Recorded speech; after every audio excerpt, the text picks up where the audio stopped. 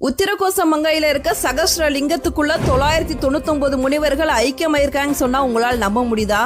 ஒரு தடவை உத்திரகோச மங்கையில சிவபெருமான் குருவாக இருந்து அங்க இருந்த 1000 முனிவர்களுக்கு வேதங்களை கற்றுக் கொடுத்துக்கிட்டு இருக்காரு.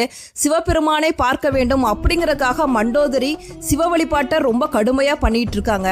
உடனே சிவபெருமான் தான் மண்டோதரிக்கு காட்சியளிக்க போவதாகவும் தான் திரும்பி வரும் வரை இந்த ஓலைச்சுவடிகளை பத்திரமாக பார்த்துக்குங்க அப்படின்னு சொல்லிட்டு அங்க இருந்த 1000 முனிவர்கள்ட்ட ஒப்படைச்சிட்டு சிவபெருமான் மண்டோதரிக்கு காட்சியளிக்கிறதுக்காக போறாரு.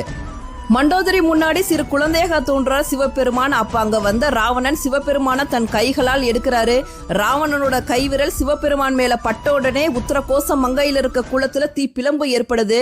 சிவபெருமானுக்கு தான் என்னமோ ஆயிடுச்சோ அப்படின்னு சொல்லிட்டு 999 முனிவர்கள் அங்க இருந்து அக்னி பிளம்புல விழுந்து தன்னோட உயிரை மாய்த்துக்கிறாங்க.